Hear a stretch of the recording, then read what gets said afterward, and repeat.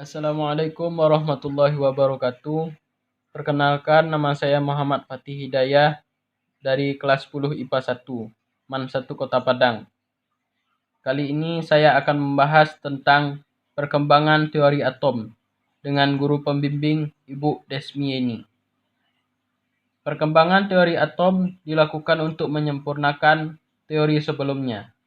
Tokoh-tokoh pada perkembangan teori atom memiliki pemikiran yang berbeda-beda. Berikut tokoh-tokoh yang ada dalam perkembangan teori atom. 1. Teori atom Dalton atau John Dalton.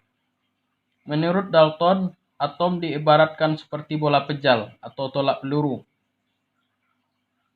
Adapun isi teori atom John Dalton sebagai berikut. 1. Atom adalah bagian terkecil dari suatu unsur-unsur dan tidak dapat dibagi lagi. 2.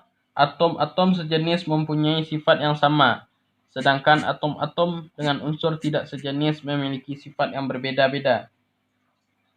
3. Dalam reaksi kimia terjadi penggabungan atau pemisahan atom. 4. Atom dapat bergabung dengan atom lainnya untuk membentuk molekul dengan perbandingan bulat dan sederhana. Teori atom Dalton memiliki beberapa kekurangan di antaranya. 1. Tidak bisa menggambarkan bagaimana cara atom saling bergabung. 2. Atom unsur yang satu dengan atom unsur lainnya tidak bisa dideskripsikan. 3. Hubungan senyawa antara larutan senyawa dengan daya hantar arus listrik tidak bisa dideskripsikan. 4. Sifat listrik materi tidak bisa dideskripsikan. Meskipun teori atom milik John Dalton masih mempunyai kekurangan, tetapi teori atom Dalton mampu menjelaskan hukum kekekalan massa Lavoisier atau massa zat sebelum dan sesudah reaksi yang sama, dan hukum perbandingan tetap Pauli atau perbandingan massa unsur-unsur dalam satu senyawa adalah tetap dan tertentu. 2. Teori atom Thomson. Teori atom Thomson bisa disebut dengan teori roti-kismis. Dinamakan teori roti-kismis karena muatan negatifnya atau elektron mengelilingi atom yang bermuatan positif atau roti. Berikut inti dari teori atom Thomson. 1. Atom bukanlah bagian terkecil dari suatu zat. 2. Massa elektron atom lebih kecil dari massa atom. 3. Secara keseluruhan atom bersifat netral. Hal ini dikarenakan muatan atom positif dan negatif yang ada pada atom sama dan suatu atom tidak memiliki muatan positif dan negatif yang berlebihan. 4. Atom dengan muatan positif akan tersebar secara merata ke seluruh bagian atom. Kemudian atom itu dinetralkan oleh elektron-elektron yang tersebar di antara muatan positif. Berikut beberapa kekurangan teori atom Thomson. 1. Teori atom Thomson tidak bisa menjelaskan bagaimana susunan muatan positif dan jumlah elektron yang ada dalam bola. 2. Inti atom tidak dapat dijelaskan. 3. Teori atom Rutherford. Rutherford membuat model atom seperti tata surya. Berikut inti teori Rutherford.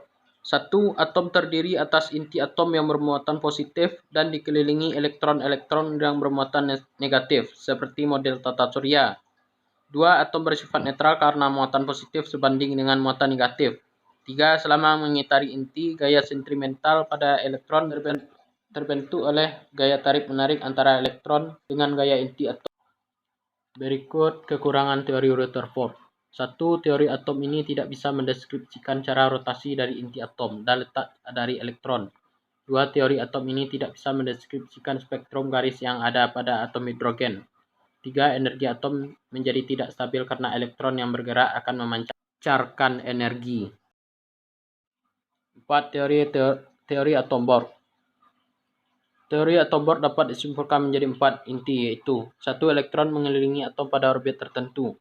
2. Selama berada dalam lintasan, energi elektron tetap sehingga tidak ada energi yang diserap atau dipancarkan. 3. Elektron hanya bisa berpindah dari satu kulit ke kulit lainnya dengan menyerap atau memancarkan energi. Teori atom Bohr memiliki beberapa kelemahan, yaitu 1. Teori atom ini tidak dapat menerangkan spektrum atom yang lebih besar daripada hidrogen. 2. Teori atom ini tidak bisa menjelaskan efek Zeeman. 5. Teori atom mekanika kuantum oleh Werner Heisenberg dan Erwin Schrödinger. Pengembangan teori atom modern berdasarkan hipotesis de Broglie. Menurut Louis de Broglie, berlaku sifat dualisme pada elektron, yaitu elektron bukan hanya sekedar sebagai partikel tetapi juga sebagai gelombang. Dengan kata lain, elektron akan bergerak seperti gelombang dan memiliki lintasan yang juga merupakan gelombang. Bukan hanya Schrödinger yang mengembangkan teori atom modern, tetapi ada peneliti yang bernama Werner Heisenberg. Heisenberg dan Schrödinger bekerja sama untuk mengembangkan teori atom modern. Teori yang sudah dikembangkan oleh dua peneliti ini saat ini disebut dengan teori atom mekanika kuantum. Demikianlah pembahasan kita kali ini tentang perkembangan atom. Semoga bermanfaat. Assalamualaikum warahmatullahi wabarakatuh.